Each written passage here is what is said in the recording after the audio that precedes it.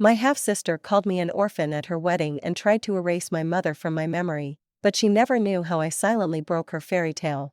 I'm Caslin. I stood in the entryway of the house I used to call home. The scent of lemon cleaner hit my nose like a memory I didn't want to relive. The air was too still, too staged, like everything had been scrubbed clean of the years I lived here. I hadn't been back to Savannah in over a decade, and certainly not to this house. But here I was, 3 weeks before Mallory's wedding, pretending like I belonged. I'd barely set down my suitcase when I noticed it. The photo wall above the fireplace, once cluttered with school pictures, family vacations, and a single portrait of my mother, was now curated to perfection.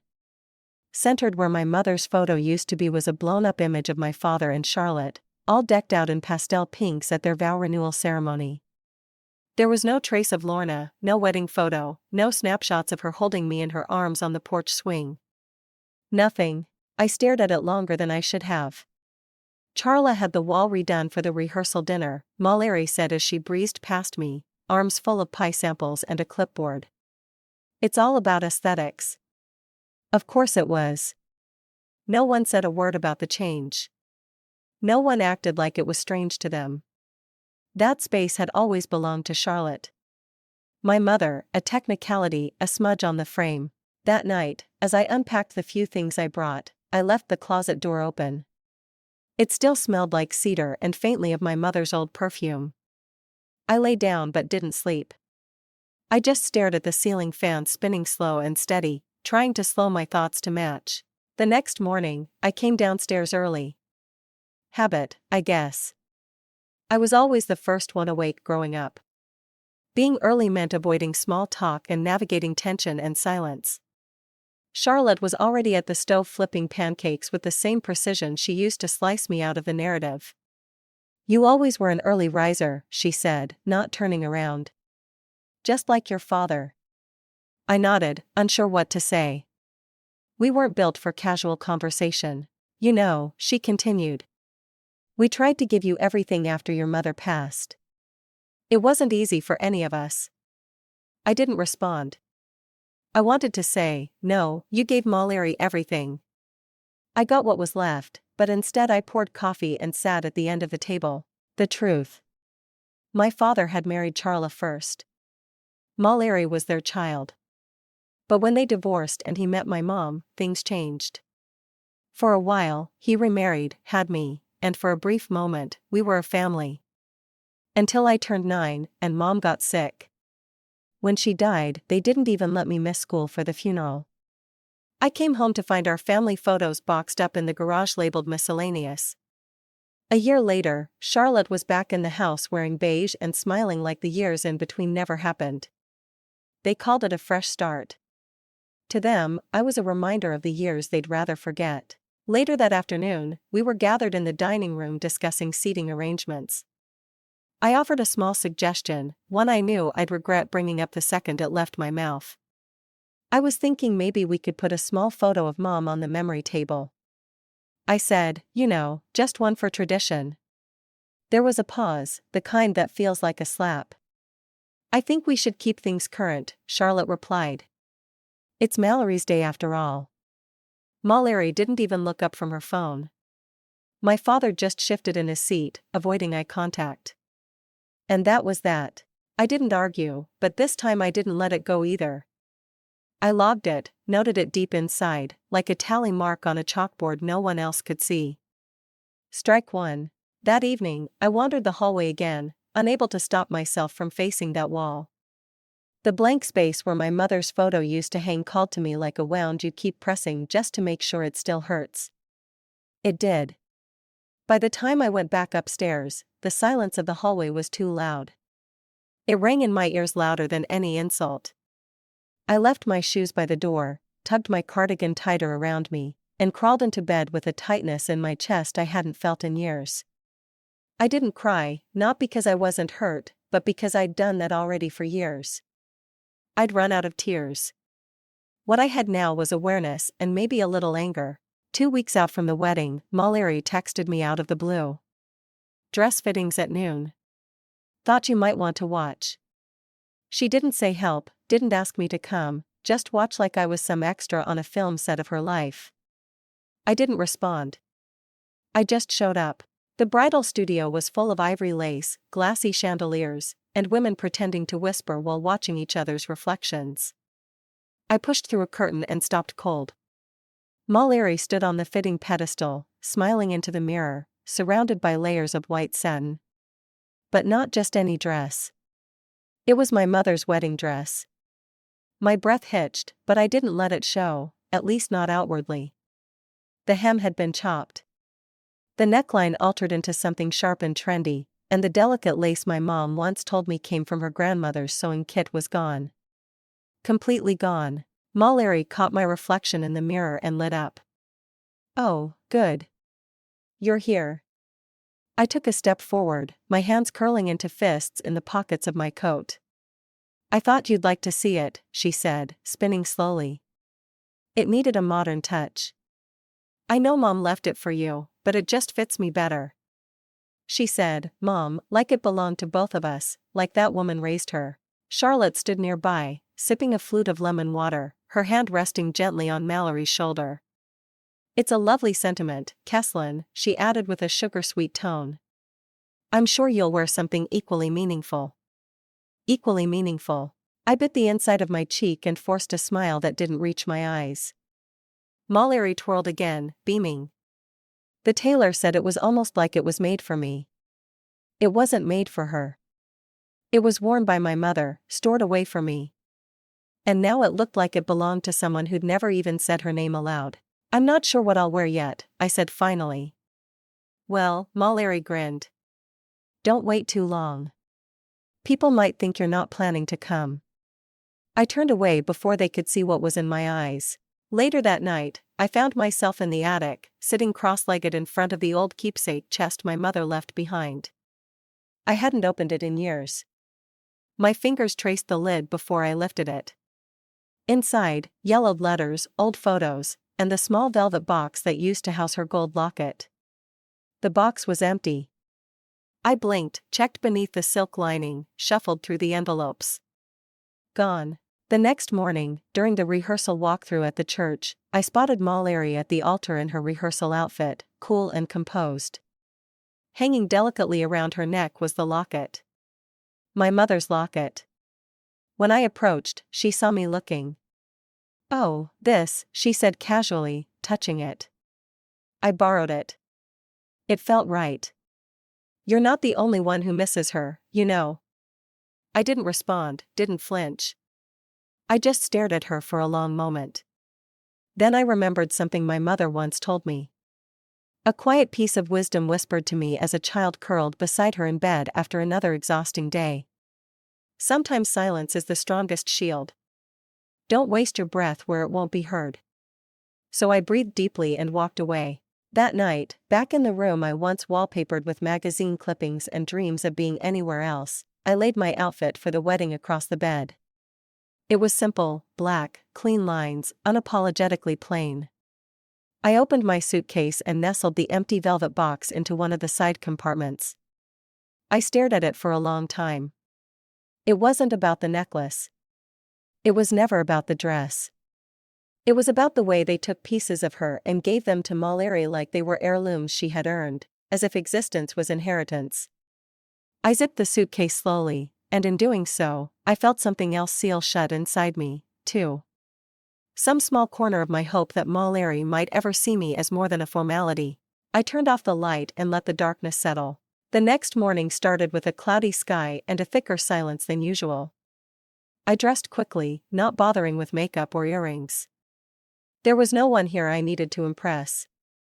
Mallory had scheduled a meeting at the country club to finalize the seating chart and go over last-minute vendor issues. Apparently, my presence was optional, but appreciated, according to the group text Charlotte sent out, as if I were part of some volunteer committee, not blood. The lounge was filled with soft piano music and the smell of fresh croissants. Mallory and Charlotte sat at a long table with a laptop open and a stack of color-coded printouts in front of them. Dad was there, too, thumbing through a magazine with pictures of luxury yachts, his default move when he didn't want to be involved, but also didn't want to leave.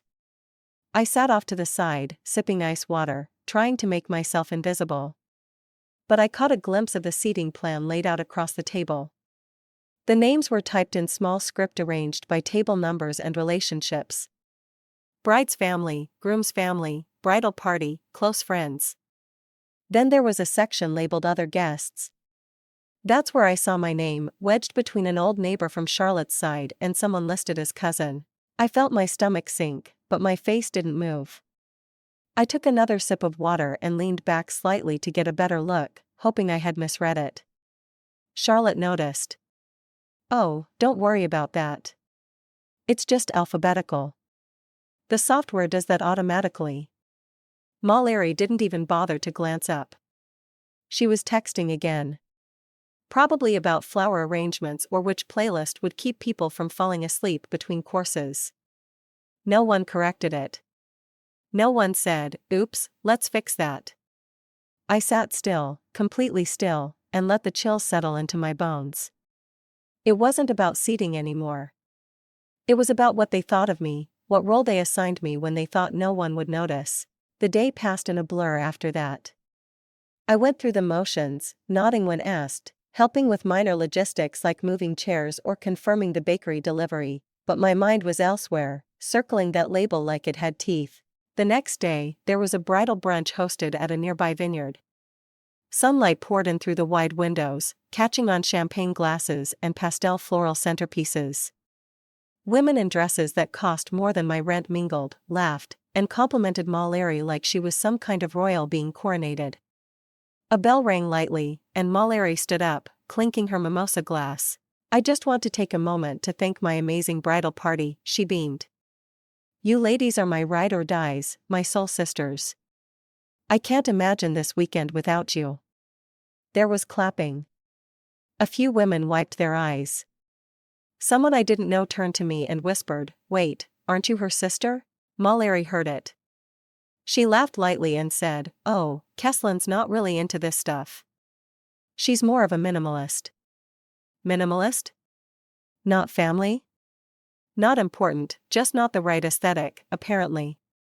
I didn't flinch. I just nodded. But my silence made a louder statement than any outburst could have. That night, back at the house, I was heading down the hallway toward my room when I heard heels clicking behind me. "Keslin," Mallory called. I stopped but didn't turn. "Look," she said, her tone tight. "I'm trying really hard to keep this weekend smooth. Don't make this about you." I faced her slowly. "It's already not about me. You made sure of that."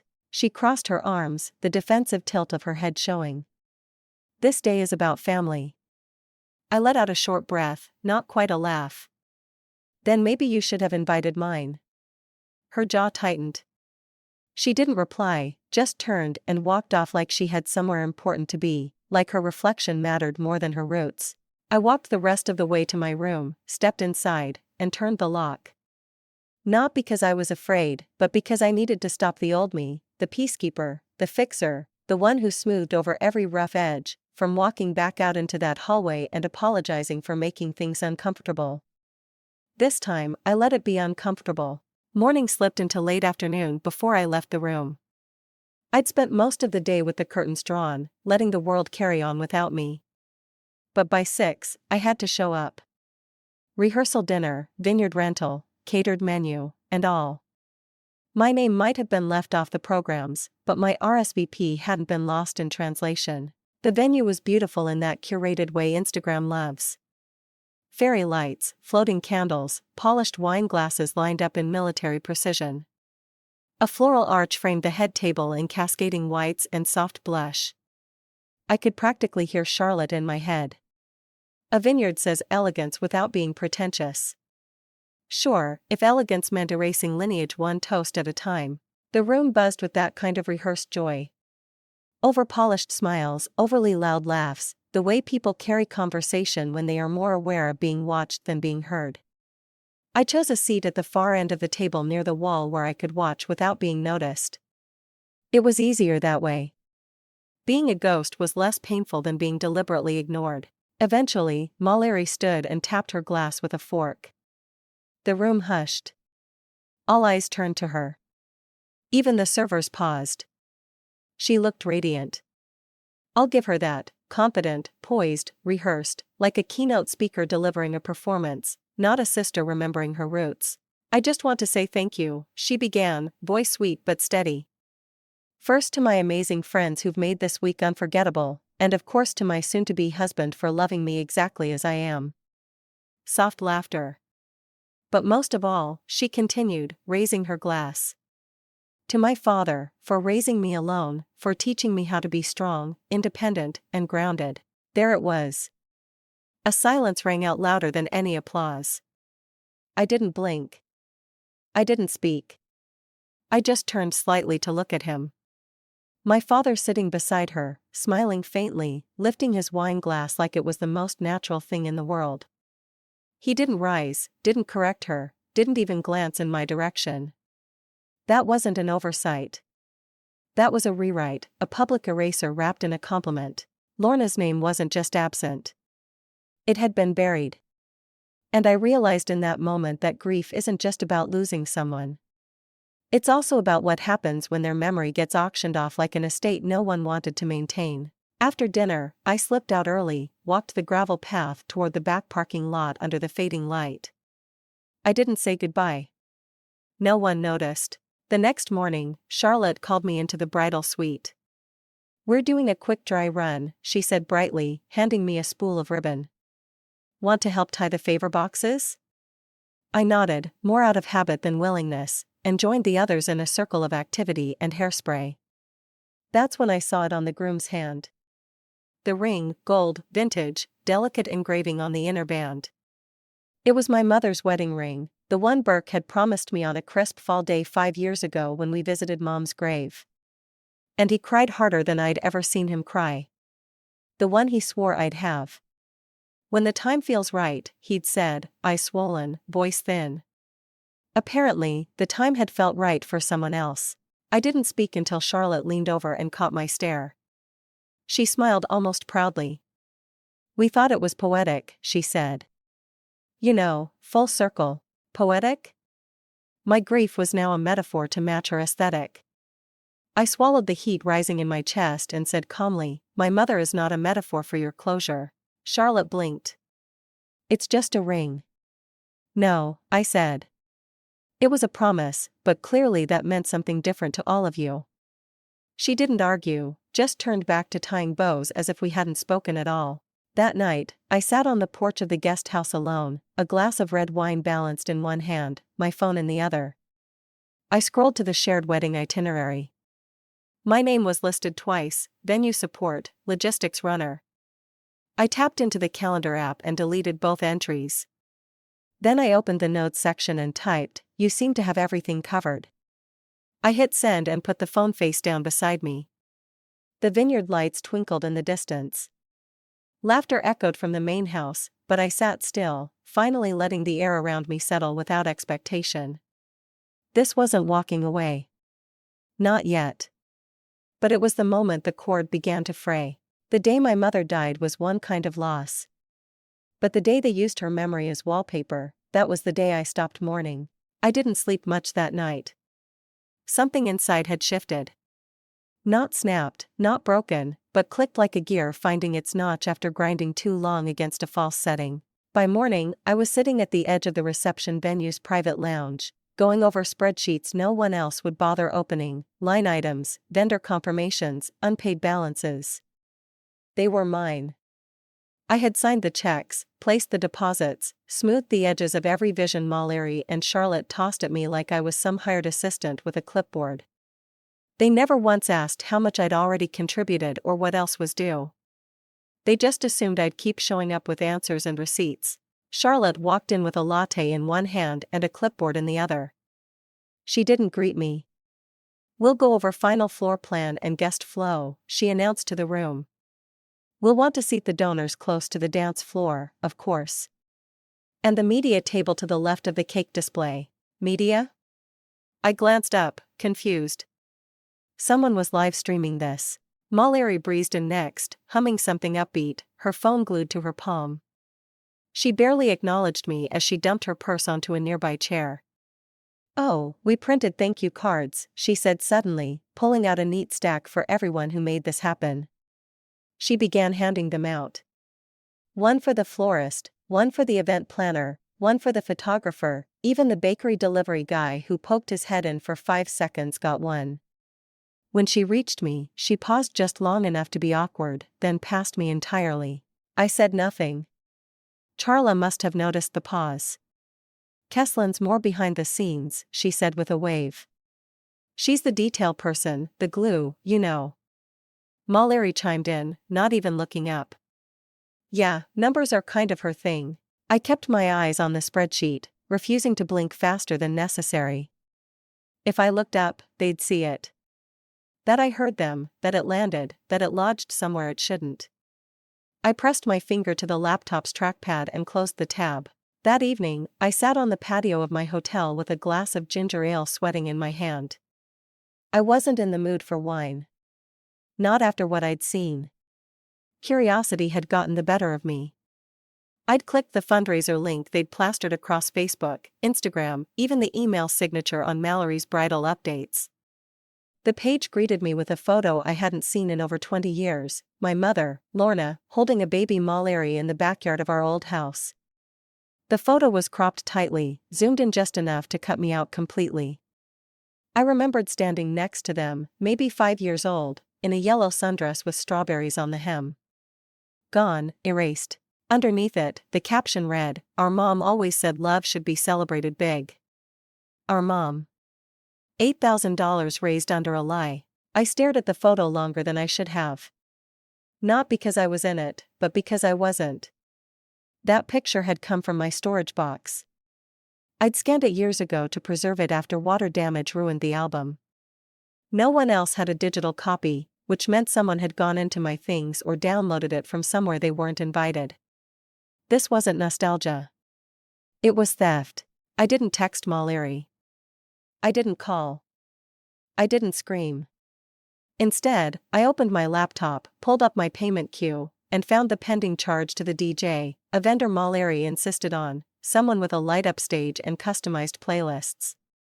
I clicked cancel, then I drafted an email. Hi, Derek. Please redirect your final invoice to the bride's family. I will no longer be covering this cost. Do not use my mother's name in this wedding again. Best, Keslin Draper. I read it over once. No fluff, no explanations, no apology. I hit send. Then I closed the laptop and sat back. The wind picked up a little, brushing a few loose leaves against my ankle. Somewhere off in the distance, someone's speaker played a Frank Sinatra song I couldn't quite make out. Probably a couple rehearsing a first dance they didn't pay for. I didn't want revenge. But I wasn't going to keep sponsoring the ceremony of my own erasure. Let them scramble. Let them figure it out. I paid for the stage, yes, but I sure as hell didn't owe them the spotlight. The next morning was unusually quiet. No chatter outside my door, no texts buzzing about seating arrangements or urgent vendor questions. I welcomed the stillness, even if it felt like a silence made of glass, clear, fragile, and easy to shatter. I was invited to the bridal suite, not by Mallory, but through a sticky note slid under my door. In Charlotte's handwriting, it read, "Need help with final layout. Bring calm energy." That last line almost made me laugh. They never wanted my presence, just my composure, my ability to fix things without making noise. The suite was already humming when I arrived, hairdryers blowing, perfume mist in the air, champagne being poured too early for anyone not playing pretend. I stayed near the back, a neutral observer, until my gaze caught a glossy booklet on the makeup table. The wedding program. I picked it up and scanned the inside cover. There it was in looping cursive beneath a sepia-toned engagement photo, Mallory Vexley, only daughter of Burke and Charlotte Vexley. Only daughter. My fingers curled slightly around the edge of the page. It wasn't a mistake. It was design intention. This wasn't just about flowers or fonts anymore. This was a deliberate rewrite of our family's record, and my mother had been deleted again. I felt the air shift behind me. Mallory stepped closer, tilting her head as if I were overreacting. "I wrote it," she said casually. "Not me." Like that excused it. I held her eyes longer than I ever had before. Her smirk faltered just a little. Then she turned away as if bored by the confrontation. I slipped the program into my bag and left without another word. Back in my hotel room, I dropped the program on the desk and opened my laptop. An unread email had landed from AV. I clicked it open, assuming it was a schedule reminder. It wasn't. Attached was a draft of the final itinerary, but that wasn't the problem. Below it was the entire email thread between Mallory, Charlotte, and I herself. Charlotte, let's avoid references to the previous marriage. It's confusing and we want to keep things clean. Mallory, yeah, don't include Kesslin in anything formal. No speeches, no close-ups during the ceremony. It'll be easier for everyone. I had replied, understood. Keeping her presence minimal. Minimal? I wasn't even a footnote.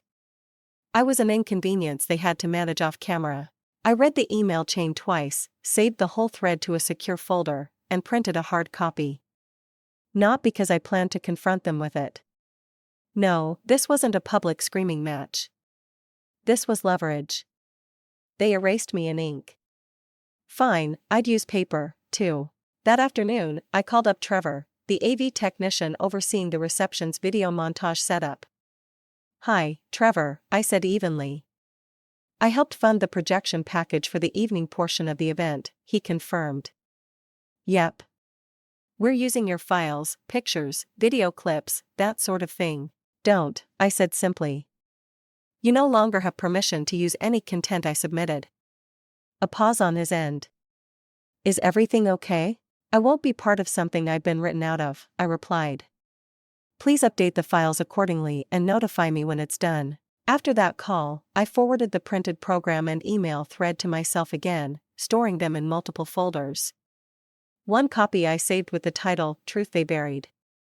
Then I typed up a short message to Charlotte, just enough to cut without bleeding.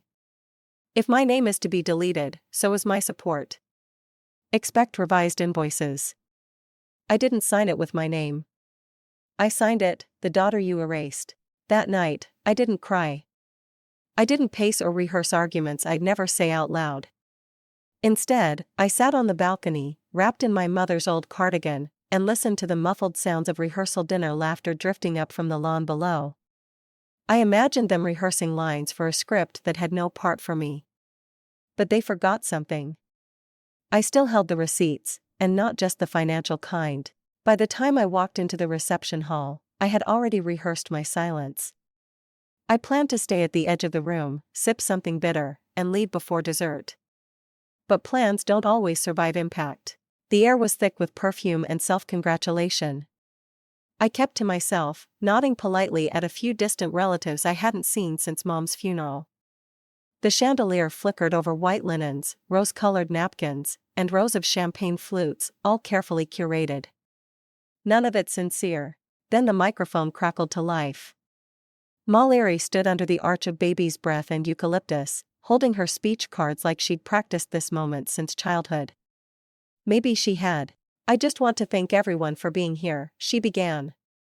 This day, this family means the world to me. My jaw already felt tight. She continued with her script. Praise for the vendors, for Dad's support, for Charla's unwavering guidance. Then came the pivot. And to my maid of honor, Avi, who's been like a sister to me, she beamed. That's when she looked directly at me. I mean, technically, I have a sister, she said with a playful shrug. But let's be honest, growing up with a real family taught me what love looks like. Not everyone gets that, but Kesslin, she tried.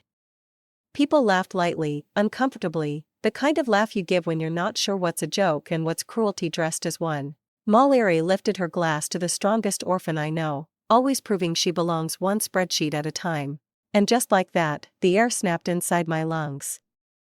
A few eyes turned toward me. Some guests looked down into their drinks, embarrassed on my behalf. I saw Burke's expression, vacant, passive, the same one he wore at Mom's graveside. I stood slowly and slipped out the side door, each step steady, but burning. The hallway outside was dim and empty. I walked past the guest book table, past the memory display, where not a single photo of my mother remained, and ducked into a quiet alcove. My hand shook as I opened my purse. I kept it with me always, the last letter Mom wrote before she died, folded carefully, yellowed slightly at the edges. I unfolded it, needing to see her handwriting, needing something real. What I found was torn, not just creased, ripped. Two halves, one still clinging to her closing line, the other jagged and missing the start. And right there in the trash beside the bridal suite door, I saw it. The other piece crumpled. I didn't make a sound, didn't cry, just stood still for a few long seconds, pressing my thumb into my palm like a pressure valve. They hadn't just humiliated me. They had desecrated what little I had left of her. I pulled out my phone. Screenshots of the email chain, the deleted invoices, the rewritten program, the cropped fundraiser image, all of it. I uploaded them to a private folder. Then I opened my gallery and took a photo of the torn letter. Both pieces aligned on the marble hallway table like a crime scene I was done hiding. Back inside, the music had just begun, some mid-tempo number Mallory had probably chosen to pair with their first dance. I stepped through the doors and walked straight to the stage. Eyes widened. Charlotte leaned into Burke, whispering fast. Mallory turned and froze when she saw me. I reached for the mic. "I won't keep you long," I said, voice steady. "But before you dance, let's talk about what you buried to get here." The room froze. Not a fork moved. "You erased my mother," I said. "Not just from photos, not just from speeches, but from the very paper you handed your guests. You printed a lie." A hush fell so deep I heard someone set their glass down 2 tables away. "And when you called me an orphan," I continued, turning toward Mallory, "you weren't just making a joke. You were making a declaration that I'm not part of this, that I never was." She opened her mouth, but I raised a hand before she could speak. "I stayed quiet for years. Let you take and take, but I won't watch you dance on what's left of my mother's name." Then I reached into my purse, pulled out the torn letter, and held it up. "This? You couldn't even leave this untouched. You couldn't leave her untouched." People whispered now. One of Mallory's friends put a hand to her mouth. I stepped back like she wanted to disappear. I looked at the crowd, then back at my sister. "You made this about family, Mallory. But what you built here, it's a set and I'm done being the stagehand." I placed the microphone on the stand and I walked out, not hurried, not shaking. I left the silence behind like a match left burning. The ballroom door whispered shut behind me and for a moment I stood there in the quiet, just me, the distant hum of air vents and the echo of everything I hadn't said over the years. Then I turned around, walked back toward the noise, and stepped onto that stage, not as a guest, not as a sister, but as a witness. The room hadn't moved. Mallory was still frozen, her mouth parted slightly, wine glass trembling in her hand. Burke avoided eye contact, busy pretending his watch needed polishing. Charlotte clutched her napkin like it held the script she no longer controlled. I reached for the ad microphone one last time. "You wanted a performance," I said, my voice even. "You choreographed a day of smiles, of curated speeches and photos with the edges trimmed." I looked at the crowd, dozens of them, faces I'd grown up around, some I hadn't seen since my mother's funeral. "They wrote me out," I continued, "but my mother taught me how to write back. Not with lipstick or guilt, but with ink." Gasps were swallowed into silence. I pulled a folded sheet from my bag, one of the programs from the ceremony, the one that read, "Mallory Vexley, only daughter of Burke and Charlotte Vexley." I held it high for all to see. "This isn't an oversight. It's not about fonts or space or formatting. It's a decision," I said. "To erase, to rewrite, to silence." I glanced at Mallory. "But you forgot something. You don't get to build a legacy with borrowed memories." Then came the part one didn't rehearse because pain never needs practice. "Effective immediately," I said, "I withdraw all remaining support for this event, financial, emotional, familial. I am no longer participating in this ceremony, this marriage, or this performance." I didn't wait for their reaction. I didn't need it. I stepped down and moved across the room.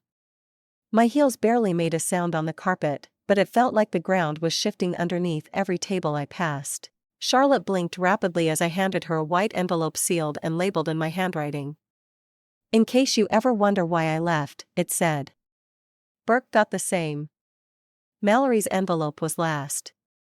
She stared at it like it might bite her. I didn't speak. I just let it rest on the white linen before her, beside a plate she hadn't touched. I turned and walked away straight through the crowd. A few guests whispered. Others followed me with their eyes. One of Mallory's college friends mouthed the word "wow" like she was watching the ending of a movie she never expected. Near the door, I stopped. "I hope," I said without turning.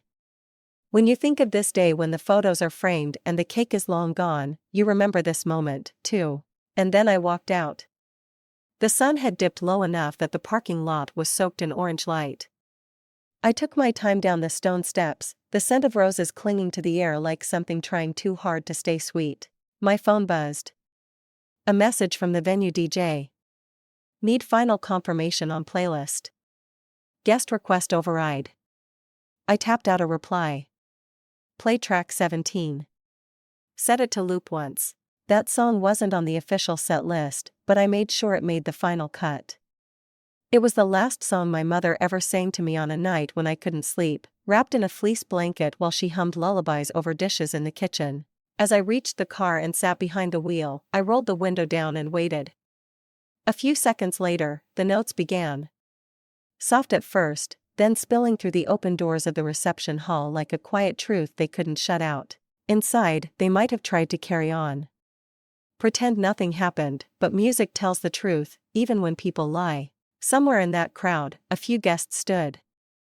One older woman walked out behind me and whispered, "Your mother would have been proud." I nodded, didn't speak. There was no need. I didn't leave to hurt them. I left so they'd finally have to sit with what they'd done. I didn't burn the bridge. They did. I just lit it so everyone could see. The flight back to Portland was silent in that specific way early morning flights are. No small talk, no clinking of drink carts, just tired bodies carrying the weight of wherever they'd been. I stared out the window, not watching the clouds, but thinking about what I didn't say in that room. I wasn't angry anymore. Something had burned clean. 2 weeks later, on a quiet Sunday, I pulled into a small parking lot outside Brookside Haven, a modest assisted living facility nestled between sycamore trees and an overgrown rose garden. I didn't call ahead, didn't go in. I'd heard about Dad's minor stroke through a forwarded text. No signature, just a sterile update. Charlotte hadn't bothered with warmth. Mallory hadn't bothered at all. I stepped out of the car with one item in hand, a framed 4x6 photo of my mother, Lorna standing barefoot in our old backyard, a lemon in one hand, and a smile so real it still ached to see. I walked into the front desk, left it along with a sealed envelope. The note inside simply said, she was more than a placeholder. No name, no explanation. Let them guess. Let them remember the woman they replaced, not just in title, but in narrative. I walked away without looking back. By the time I got home to my apartment in Portland, dusk had started to settle. My new place was small, just 2 bedrooms and a patio, but the silence was mine. The air smelled faintly of lavender and cardboard. I was still unpacking. One of the last boxes I opened was marked Mom's things. Inside, the repaired letter, its edges taped neatly, the gold locket, and a blank leather-bound journal I bought the day after the wedding. I sat cross-legged on the floor, the journal in my lap. I opened to the first page and wrote in firm, even strokes. "You didn't get to finish your story, Mom, but I'll write mine with your voice in every line." The words sat on the page like an anchor that finally found a seabed. There was no need to write about Mallory anymore or Charlotte or even Dad. They weren't the ending. They were the noise I walked through to find the next chapter. That night, I made myself a cup of chamomile tea, opened my laptop, and hovered over a message draft I'd been writing for days. It was addressed to Mallory. "You didn't just lose a sister," it began. "You lost someone who would have protected your legacy better than anyone else. I hope the spotlight was worth the silence that will follow." I stared at it, reread it, then deleted it. I didn't need to send it. She'd hear the silence soon enough. The next tab I opened was social media. I scrolled through the photos I'd been tagged in from the wedding, faces smiling through tension, the filtered brightness of curated moments.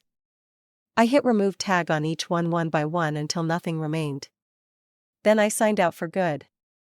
No post, no farewell, just a quiet click and a small breath out. Later, I stood on my tiny balcony with the city lights stretching far beneath me. I held the locket in one hand, felt the weight of it settle against my palm like it belonged there all along. She wasn't erased. I just had to find where her story continued. And it was in me all along. In how I left, in how I healed, in how I finally stopped asking to be seen and chose instead to live as if I already was. Some wounds don't scar. They stay open just enough to remind you survived. Sometimes walking away doesn't mean you've given up. It means you finally decided to stop begging to be seen. For years, I tried to earn my place in a family that treated my presence like a footnote, if they acknowledged me at all. But here's what I've learned. You don't need permission to take up space in your own story. And you sure as hell don't need to stay where love is only given in pieces with conditions. Maybe you've been the one holding the camera, but never in the frame. Maybe you've paid the price, but weren't even thanked. Maybe you've kept quiet so others could feel comfortable. But let me ask you, at what point do you stop waiting to be invited and start building your own table? This isn't just my story. It might be yours, too. And if it is, maybe it's time to stop shrinking. Maybe it's time to speak.